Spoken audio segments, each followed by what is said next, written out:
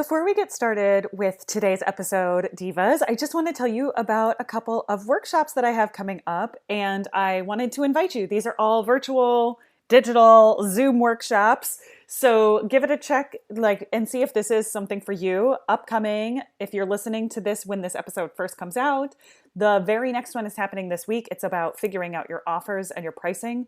It's extremely important to understand your business model as an arts entrepreneur. And this workshop is about figuring out what are your products and services, how are they priced, all of that good stuff. After that, in November, we've got an ideal client exercise workshop. And ideal client exercise is one of the tools that I use with practically every single client. That's why I turned it into a workshop, is because I have pretty much every single individual client do this. And so understanding your ideal client, commissioner, collaborator, or student can really help you increase your sales. Honestly, just make more money in your business. And then finally in December, before the end of the year, we're doing overcoming limiting beliefs and mindset issues. So double check and see if these will fit into your schedule. The workshops, these group workshops, are all $37 a piece. You can get a discount if you sign up for multiple workshops, and just let me know if you're interested in that. So to get signed up, you just visit calendly.com/Megan Ihnen, MEGANIHNEN, and I hope to see you there. All right, divas, here we go into the show.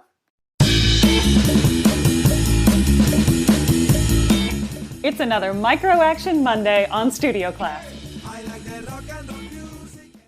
So divas, sometimes working with somebody new can be a little off-putting because you've never worked together. It's a little unfamiliar. However, you can follow some simple steps to have a really good experience together. So I got thinking about this because a couple of weeks ago, I got to work with somebody new and it was really, really great. And I was thinking about, okay, well, what makes it so great when you get to work with a new collaborator?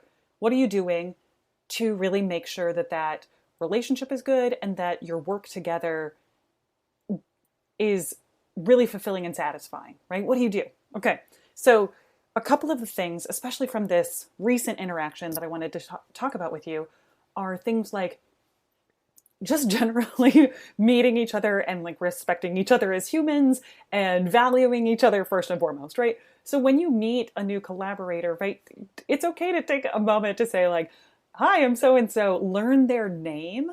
Learn how they want you to say their name. Learn what they want you to call them in that situation, right? Very, very important things. Do not overlook this.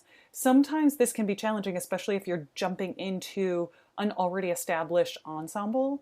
It's okay to take some time, not necessarily taking away from rehearsal time, but if you can add a few moments here and there just to make sure that you understand people's names, what they want to be called, how you want to talk to each other, right? That's time well spent, right?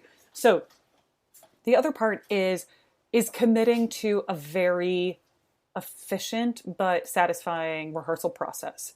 And part of that you can do, like I said, if you are the person jumping in to an already established ensemble, is do a little asking, whoever is kind of the director of the ensemble, it's okay to ask and say, what are some of the ways that y'all like to rehearse? What are some things that might help me fit into the rehearsal process or rehearsal style more so that I can make sure I hit the ground running with everybody? That also is time well spent, right? It doesn't have to be, please don't take that time out of the group working time, but see if you can set up a 10 minutes before you get started with the director or the conductor or whoever is kind of running the show and say, I'd love to get your insight on this. Is it possible for us to have a few minutes to chat before we start rehearsal so that I can feel like I kind of know the flow, right? If you kind of want to get a sense of, do we ask each other questions? Are all questions funneled through the conductor in this ensemble? So especially if you're working on something that's a larger ensemble, you really want to get a sense of how does this get asked and answered during our time together. And that might mean, the conductor rehearses, the conductor is setting our course for how we're using rehearsal time. keep your notes, like take notes of the things that you want to ask. We do all questions at the end, or our conductor loves to do questions at the middle, like of rehearsal points, right? Say you're in between sections before we go on to a next section. That's a good time to ask a question.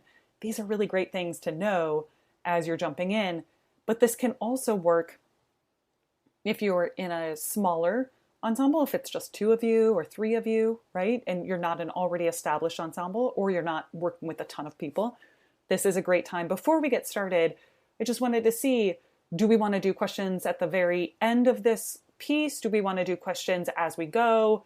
Obviously, if we have any train wrecks, we're going to talk it out right there. Do we want to navigate some things beforehand? Here's another aspect of navigating things beforehand that I really like, is if you have a lot more control or kind of directorial agency in the rehearsal process, is start thinking about, how do I want us to move efficiently through this time? And that can mean when you meet up, say you're working in a duo, you're working with a new collaborative pianist, and you say, great, so let's look at this section, maybe this first movement. Are there any points of confusion or any points that you think might be challenging for ensemble reasons before we get started, right? We can talk about those. Here's a couple of parts where I think I might be looking to make sure that we're really nailing this entrance together, or I'm really wanting to hear the downbeat of this so that I make sure that I'm taking the right pitch from you, something like that, right? Those are all great things to talk about right before you get into it, so that you've focused the attention of your rehearsal process, rather than just being like, well, I guess we should run it and see how it goes.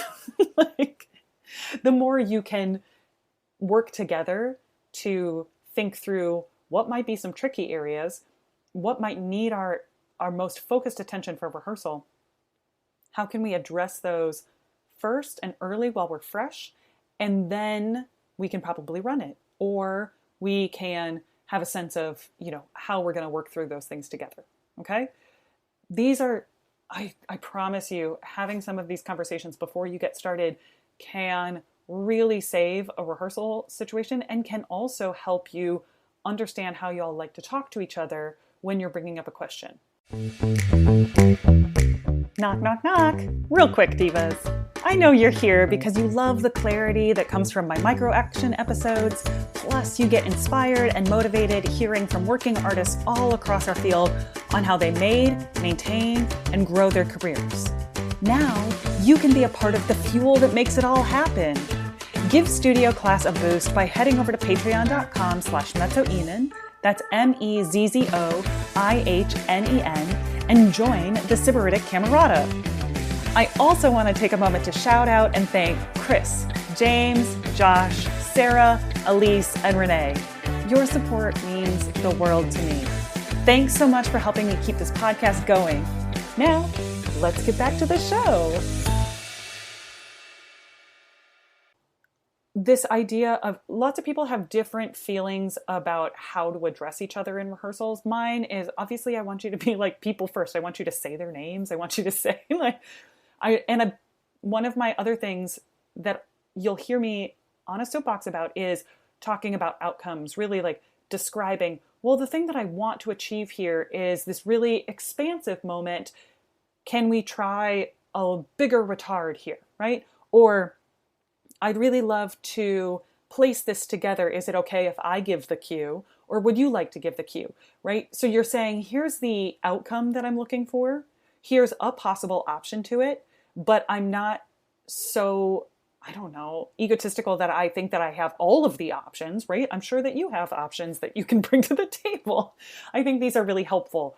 And especially if you were working in mixed instrumentation ensembles. So say, you're the only vocalist and you're working with someone is an instrumentalist, and you're saying, I don't know how you're going to achieve that on your instrument, but I'm excited to find out. And also, here's the thing that I'm hoping to do. What does that look like for you? Or are there any areas that are challenging or that you want to really shine in, so that I can help make sure that I'm committing to that at the same time? I don't want us to get so bogged down with only what we're doing when we're working together that we can't help each other shine in the moments where it really comes out, like that person's line really takes off. That's not your chance to just sit there and check out, right? That's your chance to say, like, what am I doing to really enhance this moment, to really help my musical collaborator shine in this moment the same way that they help me shine in, lots of beautiful passages as well. So that's where I want you to go with these things, is thinking about how are we communicating about what we both want to have happen, and then each kind of you don't have to belabor the point with talking necessarily, especially if you've started to get into a pretty easy or efficient shared language with each other in rehearsal. You can say, here's what I'm really, really looking to have happen here. And you go, oh, okay, cool. I'm going to try this. I'm going to try this. Okay, let's give it a go. Right? This also is, just things like agreeing on tempos, right? It never hurts to just say, like, hey, let's check this. Let's check this tempo. Do you mind if I check this tempo so that we can start? I think I might be feeling this at, a faster tempo, but it doesn't have to be. I just want it.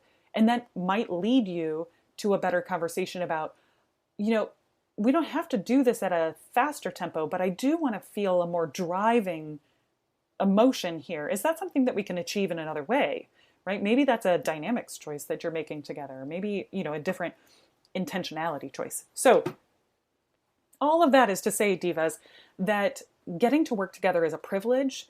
And it's one of the things that I think most of us got into music for, is because we really liked making sounds with other cool people who are really good at making sounds. So I want you to take that and say, like, how can I make this experience even better together, right? How can I show up for this person and say, like, I am so excited to make music together.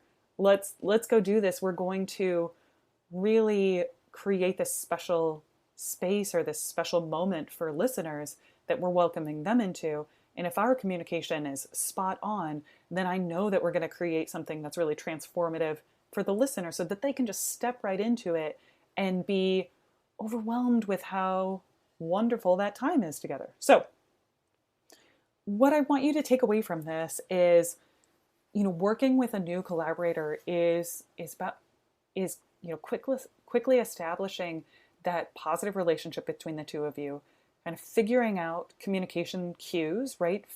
Physically, verbally, obviously the verbal, nonverbal thing, right? As musicians, we do so much nonverbal communication. So be aware of that when you're working together, which is, are you being consistent with your body language, with what you're saying with your words, right? When you're performing together.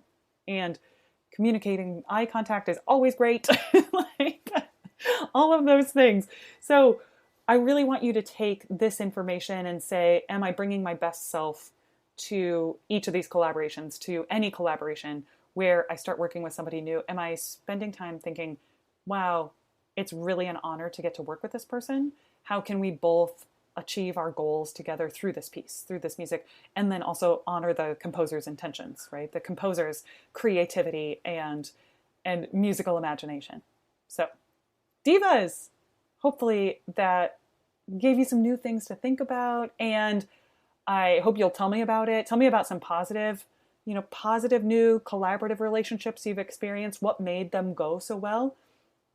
I always love hearing about that. So hit me up. You know where to find me. And as always, stay sparkly inside and out.